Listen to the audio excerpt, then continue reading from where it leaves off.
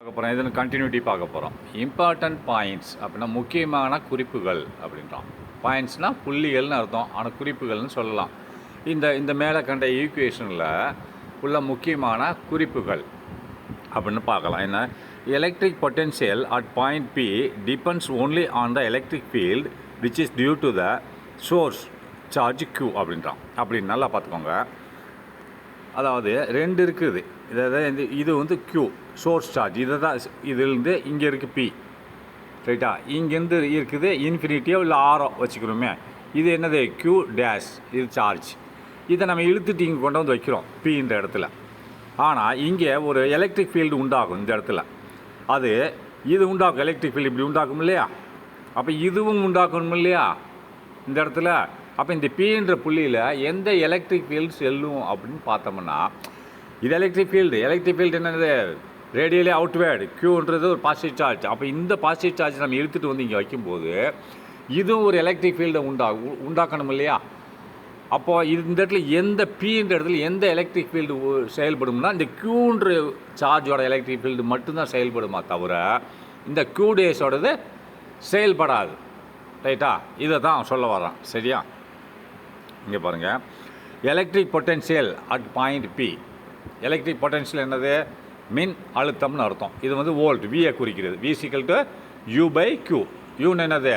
இப்போ electrical potential energy, ஆற்றல், by Qன charge, ரைட்டா? அப்போ Vன்னு என்னது? அதாவது வெறும் எலக்ட்ரிக் பொட்டென்ஷியல் என்னது? ஒரு வேலைப்பாடு மாதிரி, ரைட்டா? அதுதான் அது வந்து சார்ஜ், எனர்ஜி யூன்றது. அப்போ எலக்ட்ரிக் பொட்டென்ஷியல் அப்படின்னா மின் அழுத்தம் அட் பாயிண்ட் Pயில் வந்து மின் அழுத்தமானது டிபெண்ட்ஸ் சார்ந்து இருக்கிறது. எதை சார்ந்து இருக்குது? Only on the electric field. எதனோட எலக்ட்ரிக் ஃபீல்டு சார்ந்து இருக்குது? Pன்ற புள்ளி வந்து only on the electric field which is due to the source charge. Source charge மூலமான ஒரு சார்ஜ். மூலமான சார்ஜ் என்னது? Q தானே? At origin, Q is stationed at origin சொல்லியிருக்கோம். Qன்ற சார்ஜ் ஒரு ஆர்ஜின், ஒரு மூலமான இடத்தில் வைக்கப்பட்டுள்ளது. அந்த Q அதான் சோர்ஸ் சார்ஜ், மூல சார்ஜில் உள்ள எலக்ட்ரிக் ஃபீல்டு தான். அதை சார்ந்து தான் இந்த P என்ற புள்ளி வந்து புள்ளியில் உள்ள எலக்ட்ரிக் ஃபீல்டு சார்ந்து இருக்கிறது அப்படின்னா. Electric potential at point P. அப்போ பாயிண்ட் Pயில் எலக்ட்ரிக் பொட்டென்ஷியல் ஆனது டிபெண்ட்ஸ் சார்ந்து இருக்கிறது. எதை சார்ந்து இருக்கிறது? ஒன்லி ஆன் த எலக்ட்ரிக் ஃபீல்டை சார்ந்து இருக்கிறது. அந்த Pன்ற புள்ளியில் எவ்வளோ எலக்ட்ரிக் ஃபீல்டு கிடைக்கிறதோ அதை சார்ந்து தான் எலக்ட்ரிக் பொட்டென்ஷியல் அமைந்திருக்கிறதுன்னு சொல்கிறான். எலக்ட்ரிக் பொட்டென்ஷியல் என்னது? ஒரு வேலைப்பாடு, ரைட்டா? மின் அழுத்தம்னு அர்த்தம், ரைட்டா? ஃபீல்டுனா மின் புலம், எலக்ட்ரிக் ஃபீல்டுனா மின் புலம், இது மின் அழுத்தம். ஆனால் அந்த எலக்ட்ரிக் ஃபீல்டானது எங்கேருந்து வந்தது? சோர்ஸ் சார்ஜ் Q என்ற இடத்துலேருந்து வந்தது. விச் எதை குறிக்கிறது? Electric field which is to the source charge Qலேருந்து வந்த ஒரு சோர்ஸ் சார்ஜ். Q டேஷ் கிடையாது, ரைட்டா? And not on the test charge Q dash. அது அந்த எலக்ட்ரிக் ஃபீல்டானது not on the test charge Q dash அப்படின்னா அது Q டேஷ் என்ற ஒரு டெஸ்ட் சார்ஜ், அதை தான் நம்ம இழுத்துட்டு வர்றோம். அதனோட எலக்ட்ரிக் ஃபீல்டை சார்ந்து இல்லை, ரைட்டா? Unit positive charge is brought from infinity to a point P with constant velocity அப்படின்னா. யூனிட் பாசிட்டிவ் சார்ஜ்னா ஒரு யூனிட். நான் சொல்லியிருக்கேன் இல்லையா, 1 ஆம்பியர் கூலத்தை எவ்வளோ எடுத்துகிட்டு போகிறதுக்கு எவ்வளவு வேலைப்பாடு செய்யப்படுகிறது, அதுதான் லாஸ்ட்டில் என்ன செய்கிறது? எனர்ஜியாக மாற்றப்படுகிறது. அப்போ யூனிட் பாசிட்டிவ் சார்ஜ், ஒரு யூனிட் பாசிட்டிவ் சார்ஜ் இன்ஃபினிட்டின்னு எடுத்துகிட்டோன்னு சொல்லியிருக்கேன். அப்போ இன்ஃபினிட்டியில் என்ன போட்டிருக்கோம்? நம்ம 0ன்னு போட்டுட்டோம், ரைட்டா? V = 0ன்னு போட்டோம். அப்போ unit positive charge is brought from infinity. ஒரு யூனிட் பாசிட்டிவ் சார்ஜ் ஆனது கண்ணுக்கு எட்டாத தூரம், இன்ஃபினிட்டி மிக தொலைவில் இருந்து எடுத்து வரப்படும் போது டு எ பாயிண்ட் Pக்கு எடுத்து வரப்படும் போது எப்படி எந்த ஸ்பீடில்? With constant velocity. கான்ஸ்டன்ட் வெலாசிட்டினது நிலையான ஒரு வெலாசிட்டி. அப்போ இதில் எந்த ஸ்பீடு மாற்றம் கிடையாது, ரைட்டா?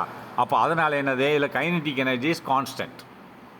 கைனடிக் எனர்ஜி அது உண்டாகாது. அது எப்படி எடுத்துகிட்டு வரப்படுகிறது? With by external work done, வெளிப்புறமாக இருந்து செய்யக்கூடிய வேலைப்பாடின் காரணமாக இன்ஃபினிட்டி மிக தொலைவில் இருந்து எடுத்துகிட்டு வரக்கூடிய ஒரு யூனிட் பாசிட்டிவ் சார்ஜ் எந்த புள்ளிக்கு? P என்ற புள்ளிக்கு அப்படிங்கிறான், சரியா? அப்போனால பார்த்துக்கோங்க, the unit positive charge is brought from infinity to point P with constant velocity, நிலையான velocity, because ஏனென்றால் எக்ஸ்டர்னல் ஏஜென்சி, எக்ஸ்டர்னல் வெளிப்புறமாக கொடுக்கக்கூடிய வேலைப்பாடு, அது எக்ஸ்டர்னல் ஏஜென்சி, வெளியிலிருந்து செயல்படக்கூடிய ஏஜென்சி, ஒரு முகவர்னு அர்த்தம். ஏஜென்சினா முகவர், முகவர்னு என்னது, யாராக இருக்கலாம், ஒரு வெளியிலிருந்து செய்யக்கூடிய ஒரு வேலைப்பாடுன்னு அர்த்தம். அது external agency should not impart any kinetic energy into the charge அப்படின்ற டெஸ்ட் சார்ஜ். should not impartனா அது புகுத்தாது. should not impart, I never impart you to work this அப்படின்னு to do this work அப்படின்னா இந்த வேலையை செய்ய நான் உன்னை கட்டாயப்படுத்த மாட்டேன் அப்படின்றான். should not impart, impartனா கட்டாயப்படுத்துதல், அது வந்து அது தொலை அனுமதி உள்ளே அனுமதிக்காதுன்னு அர்த்தம். should not impart என்னது, அது அந்த வேலையை செய்யாது. அப்போது should not impart எது, எக்ஸ்டர்னல் ஏஜென்சி, அதான் வெளிப்புறமாக செய்யக்கூடிய ஒர்க்குடன் should not impart any kinetic energy to the test charge, test சார்ஜுக்கு எந்த விதமான கைனட்ரிக் ஆற்றலையும் வழங்காது. இம்பார்ட்னா கொடுக்கணும், அப்போ should not impart வழங்காது, சரியா, கைனட்டிக் ஆற்றலை வழங்காது. அப்போ ஃப்ரம் ஈக்குவேஷன் 1.29, அப்போ இந்த 1.29ல் என்ன சொல்லியிருக்கான் ஈக்குவேஷனில், 1.29ல் இந்த போட்டுக்காம delta U by Q dash, by Q dash equal to அப்படின்னு என்னது, வின்னு அர்த்தம். டெல்டா யூன்னு என்னது, சார்ஜ், சார்ஜில் எனர்ஜி, அதாவது சிறிதளவு எனர்ஜி, பை கியூடேஸ் சார்ஜ், அப்போ என்னது, வி ஈக்குவல் டு என்னது, யூ சார்ஜ் பை கூடேஸ், ரைட்டா. அப்போ என்னது, இது வந்து பொட்டன்ஷியல், அதாவது எலக்ட்ரிக் பொட்டன்ஷியல், நாட் எனர்ஜி. எனர்ஜினா யூ தான், ரைட்டா. அது ஆற்றல், இங்கே வரும் ஆற்றல் பை சார்ஜ் என்னவாக வரும், பொட்டன்ஷியலாக வரும். பொட்டன்ஷியல் என்னது, மின் அழுத்தம், அதை சொல்லி கொடுத்துருக்கேன். அது என்ன சொல்கிறான் பாருங்கள், minus integration of R to P, அதாவது எலக்ட்ரிக் ஃபீல்டு, இ இந்த capital E with RMR vector, அப்படின்னா வெக்டார் டாட் ப்ராடக்ட், அதாவது டாட் நல்லா பார்த்து சென்டரில் வைக்கணும், கீழே வைக்கக்கூட புள்ளியை சென்டரில் வச்சா தான் டாட் ப்ராடக்ட்னு அர்த்தம். நீங்கள் வேறு கீழே வச்சிங்கன்னா அது மல்டிப்ளிகேஷன் ஆகிடும், ரைட்டா. அது அந்த இது டாட் ப்ராடக்ட் டிஆர் அப்படின்ட்டு சிறிதளவு தூரம், சரியா. இந்த ஈக்குவேஷன்லேருந்து என்ன சொல்கிறான், ஃப்ரம் தி ஈக்குவேஷன் 1.29 இது தந்து, அது unit electrical potential is joule per கூலுமான்றான். இதனோட அளவு எஸ்ஐ யூனிட்டில் என்ன அளவுன்னு கேட்குறான். எஸ்ஐ யூனிட் அளவு, த யூனிட் ஆஃப் எலக்ட்ரிக் பொட்டன்ஷியலோட எஸ்ஐ யூனிட்டில் என்ன அளவு. இப்போ நம்ம எடைக்கு எஸ்ஐ யூனிட் என்னது கிலோகிராம், நீளத்துக்கு என்னது மீட்டர், டயத்துக்கு என்னது செகண்டு, இப்படி எஸ்ஐ யூனிட்டில் நம்ம போகிறோம்ல. அப்போ இது மாதிரி the unit of electric potential in SI unit அப்படின்றான். அப்போ அவன் சொல்லலை, அது மீனிங் தான், இஸ் ஜூல் பெர் கூலும், அதாவது ஜூல் டிவைடட் பை கூலும்னு அர்த்தம். எது இப்போ அதாவது ஒரு கூலும் அதை எடுத்து செல்வதற்கு எவ்வளோ வேலைப்பாடு தேவைப்படுகிறது. ஜூல்னா வேலைப்பாடு, கூலும்னா சார்ஜ். ஜூல் அப்படின்னா ஒரு கூலும் சார்ஜை எடுத்து செல்வதற்கு எவ்வளோ வேலைப்பாடு தேவைப்படுகிறது, அதுதான் குறிக்கிறது எலக்ட்ரிக் பொட்டன்ஷியல். எலக்ட்ரிக் பொட்டன்ஷியல் என்னது, வேலைப்பாடு தான், வி தான் குறிக்கிறது, ரைட்டா. அப்போது the practical unit is volt, இதோட ப்ராக்டிக்கல் யூனிட் அந்த வி தானே, வின்னா வேலைப்பாடு சொன்னேன், அதாவது அது ஜூல் என்னது வேலை. அந்த வேலை எவ்வாறாக நிர்ணயிக்கப்படுகிறது, பெர் கூலும் அப்படின்னா, கூலும்னா ஒரு யூனிட் சார்ஜ். இப்போ ஒரு யூனிட் கரண்ட் அப்படின்னு என்னது, கிலோவாட் பெர் ஹவர்னு அர்த்தம், KWHன்னு அர்த்தம். இங்கே சார்ஜ்னு வரும்போது ஒரு யூனிட் கூலுமை எடுத்து செல்வதற்கு எவ்வளோ வேலைப்பாடு தேவைப்படுகிறதோ அதுதான் ஜூல், 1 ஜூல். புரிஞ்சுதா, ஜூல்னா வேலைப்பாடு, கூலும்னா சார்ஜ். நல்லா பார்த்துக்கணும். சரி, இதனோட ப்ராக்டிக்கல் யூனிட் என்னது, எஸ்ஐ யூனிட்டில் ப்ராக்டிக்கலாக நம்ம நடைமுறைப்படுத்துறது வி, கேபிட்டல் வி, வோல்ட்.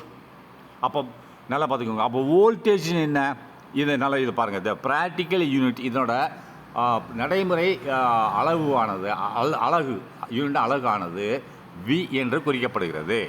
அது எப்போ இருந்து, நேம்டு ஆஃப்டர் அந்த அலிசாண்ட்ரோ வோல்ட்ரா, அவர் வந்து இதை கண்டுபிடிச்சதுக்கு அப்புறம் தான் அது நேம்டு ஆஃப்டர்னா அவர் பெயருக்கு அடுத்த வோல்ட்டான்றது அவர் பேர், அதாவது வோல்ட், அதனால் வோல்ட்டுன்னு அவர் பேர்லேருந்து வந்தது தான் வோல்ட். எது வோல்ட் எது வந்துச்சு, இந்த ஜூல் பெர் கூலும் என்பதை ஒரே வார்த்தையாக முடித்து விட்டார்கள், வோல்ட். இதை கண்டுபிடிச்ச யார், ஜூல் பெர் கூலும், அதாவது பொட்டன்ஷியல், எலக்ட்ரிக் பொட்டன்ஷியலுக்கு ஒரு எஸ்ஐ யூனிட்டில் பேர் எப்படி இருந்தது அப்படின்னா ஜூல் பெர் கூலம்னு இருந்ததை யார் மாற்றினாங்க? இந்த ஒரு விஞ்ஞானி, என்னது, அலெக்சாண்ட்ரோ வோல்டா அந்த ஏ எடுத்துகிட்டு வோல்ட்னு போட்டார். அவர் மாற்றினதுனால அவர் பேர்லேயே இது வோல்ட் என்று வந்துவிட்டது. எப்போ? 1845லேருந்து 1827 இது நடந்தது. ரைட்டா? Who invented the electric battery? அவர் தான் கண்டுபிடித்தார் எலக்ட்ரிக் பேட்டரி. அப்போ பேட்டரி மின்கலனை கண்டுபிடித்தார். ரைட்டா? எலக்ட்ரிக் பேட்டரியை கண்டுபிடிச்சது யார்? இவர் தான். அப்போது the potential difference between 2 points is expressed in terms of voltage. அப்போ the potential difference, அப்போ அழுத்த வேறுபாடு. பொட்டன்ஷியல் டிஃபரன்ஸ் எலக்ட்ரிக் பொட்டன்ஷியல் டிஃபரன்ஸ்னு அர்த்தம். இங்கே எனர்ஜின்னு வரல, நல்லா பார்த்துக்கோங்க. அப்போ யூன்னு போட முடியாது. அப்படின்னு மீனிங் என்னது? இது வோல்ட்டு தான். த எலக்ட்ரிக் பொட்டன்ஷியல் டிஃபரன்ஸ், அப்புறம் மின் அழுத்த வேறுபாடானது 2 புள்ளிகளுக்கு மத்தியில். 2 புள்ளி இருந்தால் தான் மின் அழுத்த வேறுபாடை கண்டுபிடிக்க முடியும். ஒரு ஆள் ஒரு புள்ளியில் எப்படி கண்டுபிடிப்பார்? இப்போ 2 பிள்ளை இருந்தால் தான் 2 பிள்ளையில் யார் திறமையானவன்னு கண்டுபிடிக்க முடியும். இதுவா அதுவான்ட்டு ஒரு பிள்ளையை வச்சுட்டு திறமையானவன் யார் கண்டுபிடிக்கணும்? யாரை கண்டுபிடிக்கிறது? அதே மாதிரி electric potential difference between 2 points, அதனோட வோல்டேஜ் மெஷர்மெண்ட் என்னது? அதனோட அளவு என்னென்னா வோல்டேஜ். சாதாரணமாக ஜூல் பெர் கூலும் அதுதான் எலக்ட்ரிக் பொட்டன்ஷியலோட அளவு. அதை எப்படி மாற்றிட்டாங்க? வோல்ட்டுன்னு மாற்றிட்டாங்க. சரி, ரைட், ஓகே. அது 1க்கு. இப்போ 2க்கு நல்ல ஒரு பொட்டன்ஷியல் டிஃபரன்ஸ் இருக்குது. ஒரு புள்ளியில் 5, இன்னொரு புள்ளியில் 10 இருக்குது. டிஃபரன்ஸ் எவ்வளவு? 5. இல்லை ஒரு புள்ளி 2 இருக்குது, இன்னொரு புள்ளி 10 இருக்குது. டிஃபரன்ஸ் எவ்வளோ? 8. இந்த பொட்டன்ஷியல் டிஃபரன்ஸை இதில் குறிப்பாக வோல்டேஜ் என்று சொல்லுவார்கள். ரைட்டா?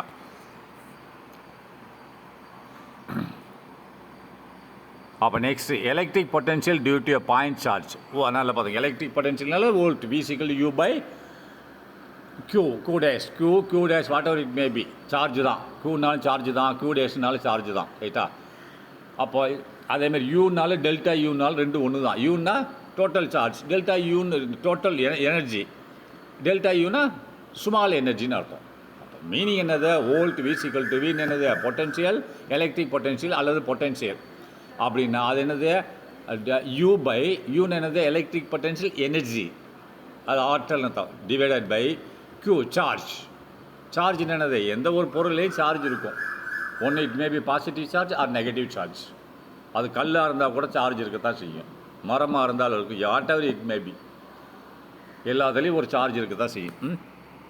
சரி, electric potential due to point charge அப்படின்னா எலக்ட்ரிக் மின் அழுத்தமானது எங்கே? ஒரு புள்ளியில், டியூ டு பாயிண்ட் சார்ஜ், அந்த ஒரு புள்ளியிலிருந்து வரக்கூடிய மின் அழுத்தமானது எலக்ட்ரிக் பொட்டன்ஷியல் மின்னழுத்தம் டியூ டு அதன் காரணமாக பாயிண்ட் சார்ஜ், ஒரு புள்ளியில் உள்ள சார்ஜின் காரணமாக உண்டாகக்கூடிய எலக்ட்ரிக் பொட்டன்ஷியல் மின் அழுத்தமானது அப்படின்னா வோல்ட்னு அர்த்தம். அது எவ்வளவுன்னு கேட்குறான்.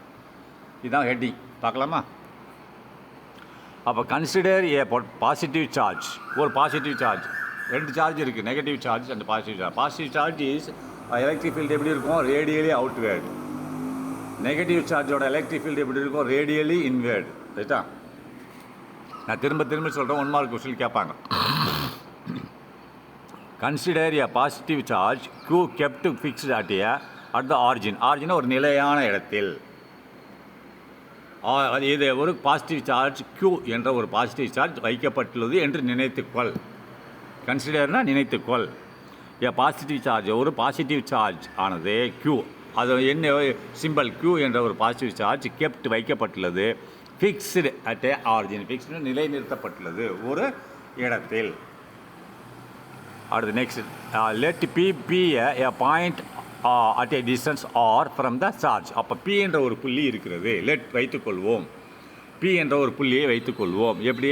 P a point, P என்பது ஒரு பாயிண்ட், ஒரு புள்ளி என்று வைத்துக்கொள்வோம். அது எங்கே இருக்கிறது? At A distance R, R என்ற தூரத்தில் இருக்கிறது. ஆனால் எங்கிருந்து இருக்கிறது? R என்ற தூரத்தில். From the charge Q, Q என்ற சார்ஜிலிருந்து R என்ற தொலைவில் ஒரு புள்ளி P என்ற புள்ளி இருக்கிறது என்று வைத்துக்கொள்வோம். சரியா? அப்போ this is shown in figure 1.23. இந்த இது படத்தில் காமிச்சிருக்கான். பாப்பா, இந்த காமிச்சிருக்கான் பாருங்கள்.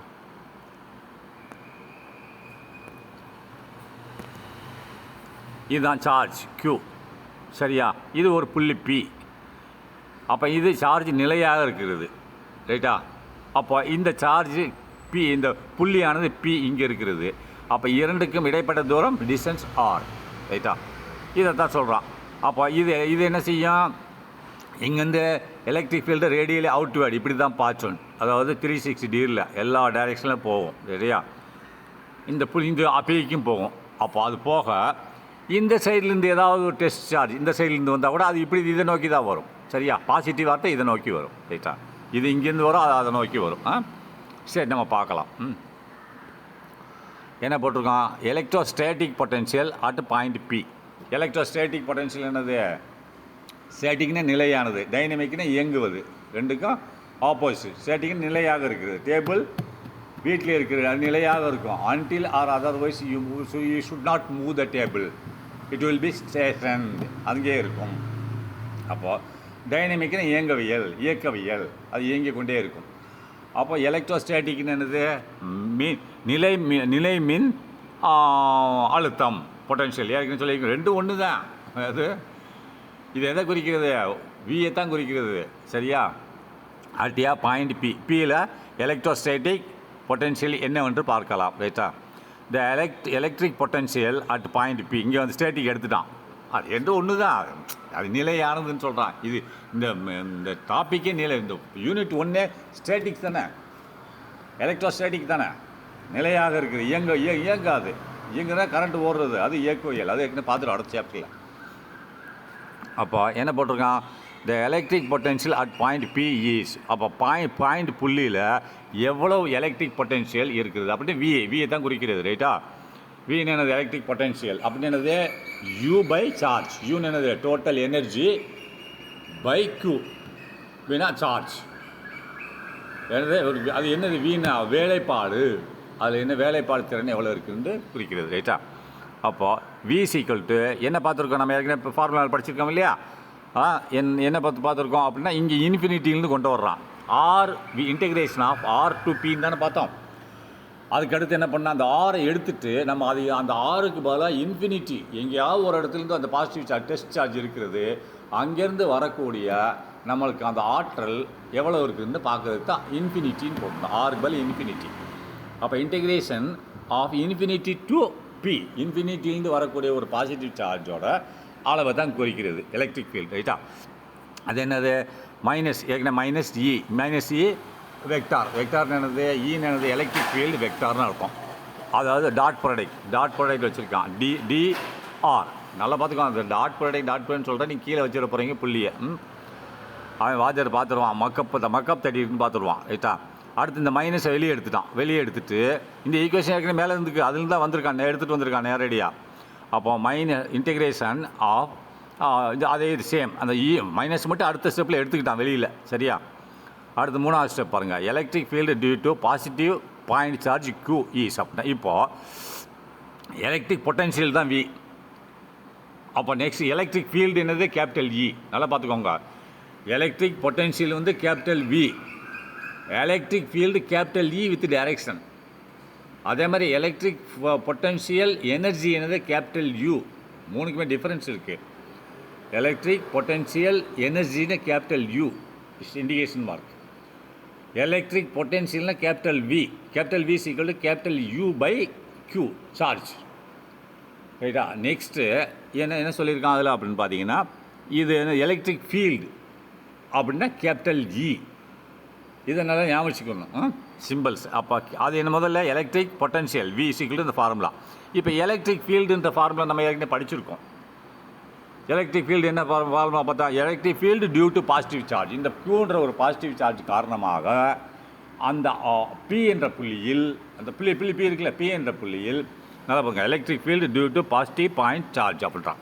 அந்த பாசிட்டிவ் பாயிண்ட் சார்ஜ் கியூன்ற புள்ளியில் எலக்ட்ரிக் ஃபீல்டு என்னவாக இருக்குதுன்னு சொல்கிறான். புரியுதா? அப்போ இந்த எலக்ட்ரிக் ஃபீல்டுனா மின்புலம் இதன் காரணமாக டியூ டு பாசிட்டிவ் பாயிண்ட் தானே சார்ஜு கியூ, அதன் காரணமாக உண்டாகக்கூடிய கியூ என்ற ஒரு சார்ஜின் காரணமாக உண்டாகக்கூடிய எலக்ட்ரிக் ஃபீல்டானது இ வெக்டார்னு அர்த்தம். இ வெக்டார் சீக்வல் டு என்ன போட்டிருக்கான், 1/4π கூலம்ஸ் தானே, Q1 and Q2 போட்டோம் இல்லையா? இப்போ 2 இல்லை, 1 தான் இருக்குது, அதனால தான் Qன்னு போட்டான். ரைட்டா? அப்போ 1/4π epsilon naught Q by R square and R hat the only unit vector. அப்படின்னா டைரக்ஷன் மட்டும் தான் குறிக்கும், அது ஒன்று தான், அளவுன்னு ஒன்று. ரைட்டா. அப்போ கீழே ஆர் ஸ்கொயர் அப்படின்னா இது என்னது, இது இன்வெர்ஸ்ன்னு சொல்லுவாங்க. இன்வெர்ஸ் தானே சொல்லியிருக்கோம். இன்வெர்ஸ் ஸ்கொயர் லா, கூலும்ஸ் லான்னு சொல்லலாம், இல்லை இன்வெர்ஸ் ஸ்கொயர் லான்னு சொல்லலாம். ஏன்னா ஆர் ஸ்கொயர் அப்படின்னா 1/r ஸ்கொயர்னு அர்த்தம் தானே. 1/r ஸ்கொயர் 1/r ஸ்கொயர் தானே அர்த்தம். சரி ரைட். நெக்ஸ்ட்டு பார்த்துக்கோங்க. இது என்ன செய்யுது, இ ரைட்டா. இப்போ அந்த இ என்பதை இந்த இருக்குல்ல, இந்த ஈயை நம்ம கண்டுபிடிச்சிட்டோம் ரைட்டா. இந்த ஈயை இங்கே வந்து சப்ஸ்டியூட் பண்ணும். ஈயோட வேலையை இங்கே சப்ஸ்டியூட் பண்ண என்ன கிடைக்கும், அந்த வி போட்டேன். இந்த மதிப்பை ஈயோட மதிப்பு இந்த கிடைக்குது இல்லையா, இதை இந்த ஈயில் சப்ஸ்டியூட் பண்ணு. இந்த ஈயில் சப்ஸ்டியூட் பண்ணால் என்ன கிடைக்கும், -1/4 πε0 integration of infinity to P. சரியா, இன்ஃபினிட்டி டு ஆர்ன்னு கிடைக்கும். ஏன்னா ஆர் தானே டிஸ்டன்ஸ் உனக்கு, அதான் ஆர் என்ற தூரத்தில் தானே இருக்கிறது. -∞ to r q/r square into r hat இதானே கிடைக்கும். சரி நல்லா பார்த்துக்கோங்க.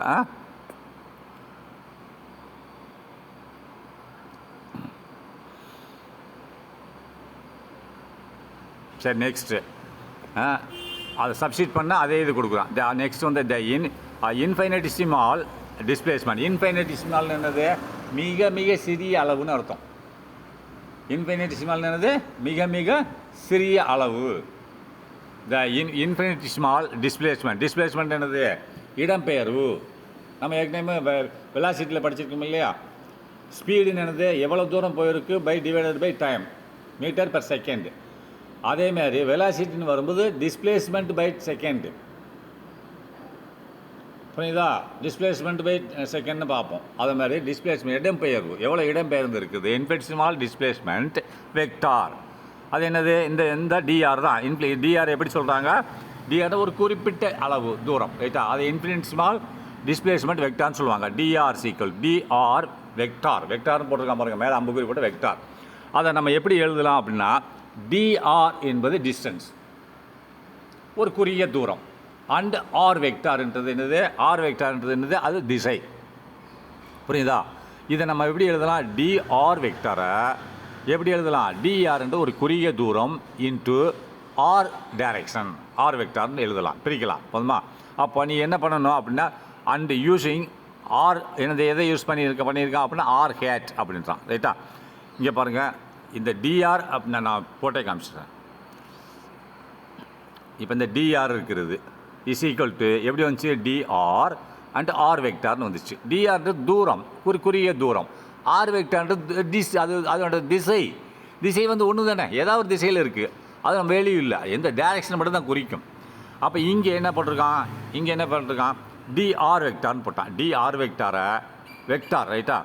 அப்போ டிஆர் வெக்டார் ஒரு தூரத்தில் ஒரு திசையில் செல்லக்கூடிய குறிப்பிட்ட தூரம்னு அர்த்தம், சிறிய தூரம். டிஆர்னா ஒரு திசை, அந்த திசையில் போகக்கூடிய சிறிய தூரம். அதைத்தான் இப்படி பிரித்து எழுதியிருக்கான். என்னது, டிஆர் அப்படின்னா ஒரு சிறிய தூரம். இந்த திசையை எப்படி கொடுத்துருக்கோம், ஆர் வெக்டார்னு கொடுத்துருக்கோம். ஆர் வெக்டார்னா யூனிட் வெக்டார், அப்போ ஒரு திசையை குறிக்கிறது. அதுதான் பிரித்து எழுதியிருக்கான். சரியா. அப்போ யூஸிங் என்னது, அது எதை எப்படி பிரிச்சிருக்கு, பை யூஸிங் ஆர் ஹேட்னு அர்த்தம். ஆர் வெக்டாரில் ஆர் ஹேட் தான் திசையை குறிக்கும். யூனிட் அளவு என்னது 1 ரைட்டா. அப்போது இங்கே ஆர் ஹேட் ஈக்குவல் டு 1. இந்த அதான் யூனிட் வெக்டார்னா 1 தானே. ஆர் வெக்டாரில் ஆர் ஹேட்டோட அளவு என்னது 1. ஏன்னா அது யூனிட் வெக்டார்னா அது அளவு என்னது 1. சரி நெக்ஸ்ட்டு நாம் வைத்திருக்கிறோம். என்ன வைத்திருக்கிறோம் அப்படின்னு சொன்னால், இப்போ வெலாசிட்டி இந்த மேலே எழுதியிருக்கான் இல்லையா, அதை அப்படியே கீழே கொண்டு வந்துட்டான். இங்கே பாருங்கள், இந்த மேலே இந்த ஃபார்முலாவை அப்படியே என்லார்ஜ் பண்ணுறான். அதை அப்படியே இறக்குறான் கீழே. அப்படியே இறக்குன ஒன்று எதை மட்டும் மாற்றியிருக்கான் அப்படின்னா, நல்லா பாருங்கள், டிஆருக்கு பதிலாக இந்த இதை சப்ஸ்டியூட் பண்ணியிருக்கான். டிஆர் வெக்டாருக்கு பதிலாக இந்த இருக்கு இல்லையா, இதை சப்ஸ்டியூட் பண்ணியிருக்கான். டிஆர் வெக்டாரை என்ன எப்படி மாற்றிருக்கான், டிஆர் ஆர் ஹேட்னு மாற்றிருக்கான். சரியா, அதை சப்ஸ்டியூட் பண்ணியிருக்கான், மாற்றலை, சப்ஸ்டியூட் பண்ணியிருக்கான். இப்போ மாற்றணுன்னா இப்போ இது என்ன இருக்குது இதில், ஆர் ஹேட் தனியாக இருக்கா, ஆர் ஹேட் டாட் ப்ராடக்ட் பாருங்கள், R hat dot product into கிடையாது, dot product DR and R hat அப்படின்னா, இப்போ பாருங்கள் இந்த ஆர் ஹேட்டு டாட் ப்ராடக்ட் இன்னொரு ஆர் ஹேட் அப்படின்னா டாட் ப்ராடக்ட் ஃபார்முலா ரெண்டுமே ஒன்றா இருந்தால் என்னது 1 is equal to dot product படிச்சிருக்கோம் இல்லையா, ரெண்டுமே சேமாக இருந்தால் டாட் ப்ராடக்டில் இஸ் ஈக்குவல் டு அதோட ரிசல்ட் என்ன கிடைக்கும் 1 கிடைக்கும். அப்போ இந்த ரெண்டையும் பாருங்கள், இது ஒரு ஆர் கேட், நடுவில் டாட் ப்ராடக்ட், இது ஒரு R cap equal to value 1. அப்போ இங்கே எத்தனை, அப்போ இந்த டிஆர் தனியாக எடுத்துக்கோ, R cap dot product R cap, அந்த டிஆர் வெளியில் எடுத்துக்கோ. அப்போ இந்த R cap dot product R cap என்ன ஆகும் 1ஆக மாறிவிடும். அப்போ மீதி என்ன இருக்கும், டிஆர் தான் இருக்கும். அந்த டிஆரை போட்டான் இந்த பாருங்கள். அப்போ 2 ஆர் கேட்டும் டாட் ப்ராடக்டில் என்ன ஆகும் 1ஆக மாறிவிடும். அப்போ 1 இன்ட்டு டிஆர் தான். சரியா? சரி, நெக்ஸ்ட்டு. அப்போ ஆஃப்டர் த இன்டெகிரேஷன், நம்ம இதை இன்டெகிரேஷன் பண்ணதுக்கப்புறம் இந்த இருக்கிற இன்டெகிரேஷன் என்ன போட்டிருக்கான், ஆர்ன்றது தூரம், ரைட்டா? இங்கே இன்ஃபினிட்டி என்ற இன்ஃபினிட்டிலிருந்து ஆர் என்ற தூரம் வரைக்கும், ரைட்டா? இது பி போட்டக்கூடாது, ஆர் போடணும், ரைட்டா? இந்த இடத்துல நீ என்ன பண்ண, ஆர் வந்து distance between charge and Q, அது ரெண்டுக்கு நடுவில் உள்ள தூரத்தை தான் குறிக்கிறது, ரைட்டா? அதில் உள்ள சார்ஜ் தான் நம்ம போடுறோம். அப்போது இன்ஃபினிட்டியிலேருந்து இந்த ஆருக்கு கொண்டு வர்றது, ரைட்டா? அதனால தான் integration of infinity to R, ரைட்டா? இப்போது இந்த ஈக்குவேஷன் எப்படி பெறுது, 1/4π இந்த இது எப்படி இந்ததாக மாறிச்சு அப்படின்றது பார்க்க போகிறோம், ரைட்டா? இது என்னது, 1/4π epsilon naught integration of infinity to R Q/r² into DR வந்துடுச்சா? இது Q/, இது தான் இருந்தது. இது எப்படி இந்த மாதிரி 1/4π எப்சிலான் நாட் Q/r ஆக மாறிச்சு அப்படின்றது நான் இது உங்கள் புக்கில் கொடுக்கல, நான் சொல்லித்தரேன் எப்படின்ட்டு. இங்கே பாருங்கள், இதை அப்படியே இங்கே போட்டுக்கிட்டானா, இதை அப்படியே எழுதிக்கிட்டான். அப்போ இந்த Q இருக்குல்ல, Q மட்டும் வெளியே எடுத்துட்டானா, அப்போ மீதி என்ன இருக்குது, Q வெளியே எடுத்தால் 1/r இருக்கா, 1/r இருக்கிறது, ரைட்டா? 1/r, ரைட்டா? இது வெளியே எடுத்தாச்சு. அப்போ மீதி என்ன இருக்குது, integration of infinity to R 1/r² into DX இருக்கிறது, ரைட்டா? இதானே இருக்குது. இது ஒரு இதை எழுதிக்கோங்க, எழுதுனா தான் உங்களுக்கு புரியும். மீதி என்ன இருக்குது, இதை வெளியே எடுத்தாச்சு. அப்போ மீதி என்ன இருக்குது, integration of infinity to R 1/r² DR இருக்கிறது. அப்போ இந்த இன்டெகிரேஷன் ஆஃப் பாருங்கள், இன்டெகிரேஷன் ஆஃப் 1/r² டிஆர் இருக்கிறது, ரைட்டா? இது எப்படி இப்படி மாறிடுச்சு, Q/r மாறிச்சு இந்த இடத்துல அப்படின்னு பார்க்கணும். அப்போ நல்லா இருக்கு பாருங்கள், இன்டெகிரேஷன் ஆஃப் இந்த Q தான் வெளியில் போயிடுச்சு இல்லையா, வெளியில் எடுத்தாச்சு. அப்போ இது மீது என்ன இருக்குது, இன்டெகிரேஷன் ஆஃப் 1/r² டிஆர், ரைட்டா? இது என்ன பண்ணணும்னா, நம்ம ஒரு ஃபார்முலா நம்ம கணக்கில் படிச்சிருக்கோம். என்ன படிச்சிருக்கேன், இதை என்ன பண்ண போகிறேன், இந்த கீழே உள்ள r² மேலே கொண்டு வந்துடுறேன். அப்போ இன்டெகிரேஷன் ஆஃப் இந்த r-2 வந்துருமா, கீழே தானே இருக்குது r², அது மேலே வந்தால் -2 டிஆர் என்ன வந்துச்சு, இந்த 1/r², மேலே போனால் என்னது r-2 மாறிடும். அப்போ இன்ட்டு டிஆர் வந்துடுச்சா? இப்போது இன்டெகிரேஷன் ஆஃப், நல்லா பார்த்துக்கோங்க, இன்டெகிரேஷன் ஆஃப் r-2ன்னா மீனிங் என்ன தெரியுமா, ஏற்கனவே நம்ம படிச்சிருக்கோம். என்ன படிச்சிருக்கோம், இந்த மாதிரி ஒரு சிம்பிள் இருந்துச்சுன்னு சொன்னால் இந்த பவரில் உள்ளது நாட் லெஸ் தேன் 1ஆக இருக்கணும். இந்த பவரில் என்ன இருக்குது, ஆருக்கு பவரில் என்ன -2 இருக்குது, ஆனால் -1 கிடையாது, சரியா? -1 கீழே இருக்கக்கூடாது. அப்படின்னா இந்த ஃபார்முலா செல்லும். எந்த ஃபார்முலானா, இங்கே பாருங்கள், r(n+1/n+1). இப்போ இங்கே r-2 இருக்குது, அப்போ -2 தான் n, எது -2 n. அப்போ இந்த n என்ற இடத்துல நீ இன்டெகிரேஷன் போடணும். இந்த இன்டெகிரேஷன் இந்த இடத்துல போடக்கூடாது. இந்த இன்டெகிரேஷன் எடுக்கிறதுக்காக வேண்டி இந்த formula r(n+1) divided by n+1, புரியுதா?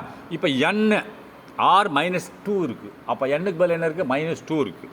அப்போ இந்த n-க்கு பதில் நீ -2 போட்டேன்னா என்ன கிடைக்கும், மேலே -2 இந்த +1 என்ன கிடைக்கும், -1 கிடைக்கும். -2 இந்த பவரில் என்ன இருக்குது, n-க்கு பதில் என்ன பண்ணணும், -2 போட்டேன்னா -2 +1 இருக்கா இங்கே அடுத்து, அப்போ என்ன கிடைக்கும், -1. அப்போ இது மேலே என்ன கிடைக்கும், r-1 கிடைக்கும், சரியா? இங்கே இந்த n-க்கு பதில் -2 போட்டால் என்ன கிடைக்கும், -2 +1 என்ன கிடைக்கும், -1 கிடைக்கும். அப்போது இது கேன்சல் ஆகிட்டு எனக்கு r-1 டிவைடட் பை -1 கிடைக்கும். இதானே கிடைக்குது, r-1 டிவைடட் பை -1. இங்கே பாருங்க, R minus one divided by minus one. சரியா? இதை எப்படி எழுதலாம்? இந்த ஆர் மைனஸ் ஒன்னை நான் கீழே கொண்டு வந்துடுறேன். என்ன கொண்டு வந்துடுறேன்? கீழே கொண்டு வந்து ஆர் ப்ளஸ் ஒன்று ஆயிருமா? அப்போ மேலே ஒன்றுமே இருக்காதா? அப்போ மேலே ஒன்று தான் இருக்கும். அப்போ கீழே என்ன இருக்குது? ஒரு ஒன்று இருக்குது, மைனஸ் ஒன்று இருக்குது. ரைட்டா? மைனஸ் ஒன்று. அப்போ இன்ட்டு, அப்போ மைனஸ் ஒன்று into R to the power ஒன்று என்னவாக இருக்கும்? Minus R power one. இந்த ஒன்று அடி ஒன்றால் எதை பிறகுனாலும் அதுதானே. அப்போ minus R to the power ஒன்று. அப்போ 1 ஆர் டு த பவர் 1 இதுதானே. அதானே வந்திருக்கு. 1 ஆர் டு த பவர் 1 இதானே வந்துருச்சா? அப்போ அந்த க்யூ லெஃப்ட்டில் இந்த க்யூ தூக்கி ரைட்டில் போட்டுக்கிட்டான். சிம்பிளாக புரிஞ்சுதா? சரி, right, okay. 1 R to the power 1 அப்படின்னாலும் ஆர் டு த பவர் 1னால 6 நாள் 2 1 தானே. சரி, ரைட், ஓகே. அப்போ நெக்ஸ்ட்டு ஹென்ஸ் ஆகவே the electric potential due to a point P Q is, அதாவது எலக்ட்ரிக் பொட்டென்ஷியல் ஆனது, எலக்ட்ரிக் பொட்டென்ஷியல் வேலை வோல்டேஜ் வியை குறிக்கும். ரைட்டா? அப்போது ஹென்ஸ் த எலக்ட்ரிக் பொட்டென்ஷியல்ன்றது வி எந்த இடத்துல டியூ டு எதன் காரணமாக electric potential due to a point charge Q due to a point அந்த புள்ளியில் பாயிண்ட் சார்ஜ் கியூ என்ற ஒரு பாயிண்ட் சார்ஜின் காரணமாக எலக்ட்ரிக் பொட்டென்ஷியல் ஆனது எங்கே? ஆட் ஏ டிஸ்டன்ஸ் ஆர். எவ்வளோ தூரத்தில்? ஆர் என்ற தூரத்தில். நல்லா பார்த்துக்கோங்க. எலக்ட்ரிக் பொட்டென்ஷியல் எதன் காரணமாக? Due to a point charge Q. அதாவது ஒரு பாயிண்ட், ஒரு புள்ளி சார்ஜ் தானே அது. கியூ என்ற ஒரு பாசிட்டிவ் சார்ஜின் காரணமாக எங்கே பி என்ற இடத்துல இது எலக்ட்ரிக் பொட்டென்ஷியல் ஆனது அது எவ்வளோ தூரத்தில் வைக்கப்பட்டுள்ளது? ஆர் என்ற தூரத்தில் வைக்கப்பட்டுள்ளது. என்னவென்றால் வி சீக்கல் டு என்ன வந்திருக்கு? 1/4/ε0 Q/R. இதுதான் விடை. ரைட்டா? அப்போ நெக்ஸ்ட்டு என்ன போட்டிருக்கான் அப்படின்னு பார்த்தீங்கன்னா, இங்கே பாருங்கள், இம்பார்ட்டன்ட் பாயிண்ட்ஸ். இதில் ஒரு முக்கிய கருத்துக்கள் என்னன்னு பார்ப்போமா? If the source charge Q is positive. இப்போ சோர்ஸ் சார்ஜ் Q தானே, அது பாசிட்டிவாக இருந்தால் வி என்னவாக இருக்கும்? எலக்ட்ரிக் பொட்டென்ஷியல்னா வி. எலக்ட்ரிக் பொட்டென்ஷியல் எனர்ஜினா யூன்னா வெறும் ஆற்றல் மட்டும்தான், வேலை கிடையாது. இது வி வோல்ட். ரைட்டா?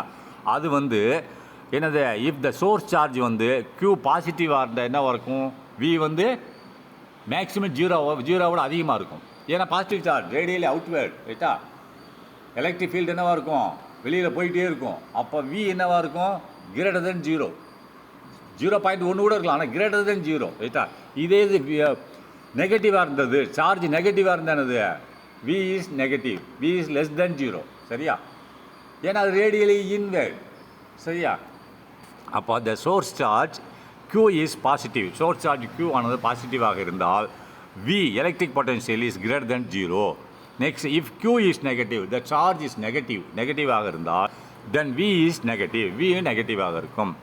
அண்ட் இஸ் ஈக்குவல் டு, அது எதுக்கு சமமாக இருக்கும் என்று பார்த்தீங்கன்னா, வி இஸ் ஈக்குவல் டு 1 அதாவது நெகட்டிவாக வி அதாவது சார்ஜ் நெகட்டிவாக இருந்துச்சுன்னு சொன்னால் வி இஸ் நெகட்டிவ். அதேமாதிரி சார்ஜ் பாசிட்டிவாக இருந்தால் வி இஸ் பாசிட்டிவ். ஏன்னா அது பாசிட்டிவ் சார்ஜில் radially outward. Electric field is created in radially with the shape of radially outward.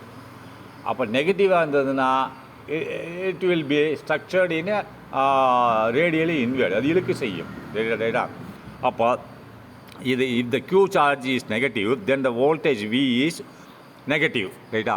And is equal எதற்கு சமமாக இருக்கும்? V is equal to minus, நெகட்டிவ்னா மைனஸ் தானே, -4/ε0 Q/R. ரைட்டா? இதற்கு சமமாக இருக்கும். இதே பாசிட்டிவாக இருந்தாலும் மைனஸ் வராது. V is equal to அந்த மைனஸ் எடுத்துகிட்டு போடணும். புரிஞ்சுதா? சரி, next the description of motion of object. டிஸ்கிரிப்ஷன்னா விளக்கம். ஆஃப் மோஷன்னா நகர்வு. ஆஃப் ஆப்ஜெக்ட்னா ஒரு பொருளின் நகர்வின் விளக்கம். அது எதை? Using the concept of potential பயன்படுத்தி. கன்செப்ட்னா கருத்து. இந்த பொட்டென்ஷியல் என்னது? மின் அழுத்தம். பொட்டென்ஷியல்னாலே என்னது? எலக்ட்ரிக் பொட்டென்ஷியல் அர்த்தம். பொட்டென்ஷியல் எனர்ஜின்னு என்னது? எலக்ட்ரிக் பொட்டென்ஷியல் எனர்ஜின்னு அர்த்தம். அப்போ மின் அழுத்தத்தை பயன்படுத்தி ஒரு பொருளின் நகர்வானது விளக்கப்படுகிறது. டிஸ்கிரிப்ஷன் விளக்கப்படுகிறது. அதில் description of motion of an object, ஒரு பொருளின் நகர்வின் விளக்கம். எதை பயன்படுத்தி? யூஸிங் த கன்செப்ட், கருத்து. என்னது? எலக்ட்ரிக் பொட்டன்ஷியல் அவன் பொட்டன்ஷியல் கொடுத்துருக்காங்க. மீனிங் எலக்ட்ரிக் பொட்டன்ஷியல் மின்னழுத்தத்தை பயன்படுத்தி, மின்னழுத்தம் என்ற ஒரு கருத்தை பயன்படுத்தி ஒரு பொருளின் நகர்வை விளக்கப்படுகிறது.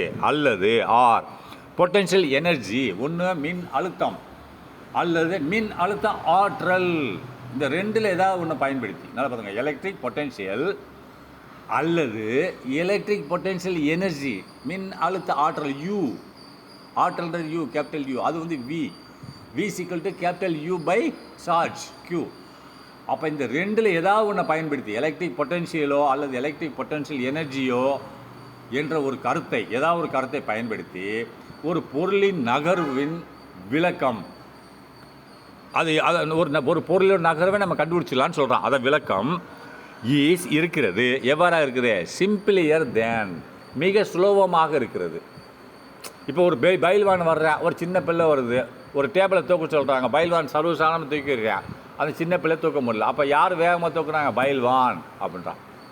அப்போ ஒரு பொருளின் நகர்வை வந்து இந்த ரெண்டில் ஏதாவது ஒரு கருத்தை பயன்படுத்தி நம்ம ஈஸியாக கண்டுபிடிக்கலாம். எதை விட இன்னொரு ஃபார்முலா வச்சு நம்ம கண்டுபிடிக்கலாம் ஒரு பொருளோட நகர்வை.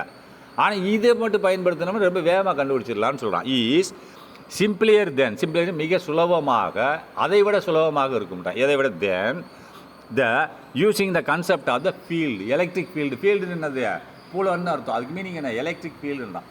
அதாவது எலக்ட்ரிக் ஃபீல்டு என்ற ஒரு கருத்தை வைத்து, மின்புலம் என்ற ஒரு கருத்தை வைத்து ஒரு பொருளின் நகர்வை நாம் கண்டுபிடிப்பதை விட சிம்பிளியர், மிக சுலபமாக எலக்ட்ரிக் ஃபீல்டு, அதாவது என்னது, எலக்ட்ரிக் பொட்டன்ஷியல் அல்லது எலக்ட்ரிக் பொட்டன்ஷியல் எனர்ஜி என்ற ஒரு கருத்தை வைத்து கண்டுபிடிப்பது சுலபமாகும் அப்படிங்கிற அதை மீனிங் இது. The description of motion of object, ஒரு பொருளின் நகர்வின் விளக்கமானது எதை பயன்படுத்தி? யூஸிங் த கன்செப்ட், இந்த கன்செப்ட் கருத்தை பயன்படுத்தி, potential and electric potential energy என்ற ஒரு கருத்தை பயன்படுத்தி, இந்த ரெண்டில் ஏதாவது ஒன்று, பொட்டன்ஷியல்னு போட்டாலும் சரி, நீ எலக்ட்ரிக் பொட்டன்ஷியல்னு போட்டுக்கோ, அது போடு, ரெண்டு ஒன்று தான். அது வந்து வி, இதை பயன்படுத்தி நம்ம கண்டுபிடிக்கலாம். அது வந்து எப்படி இருக்குது? சிம்பிளியர், மிக சாதாரணமாக இருக்குது, சிம்பிளியர் ஈஸியாக இருக்கிறதுன்றான். எதை விட இன்னொன்று பயன்படுத்துகிறத விட இது ஈஸியாக இருக்குது. தென் அதை விட எதை? Then using the concept of field, then using the concept, ஒரு கருத்து ஆஃப் எலக்ட்ரிக் ஃபீல்டு, அது போட்டுக்கோ, எலக்ட்ரிக் ஃபீல்டுன்னு போட்டுக்கோ. புரியல, வெறும் ஃபீல்டுன்னு விட்டுற போகிறேன். ரைட்டா? சரி, போதும், நாளைக்கு பார்க்கலாம்.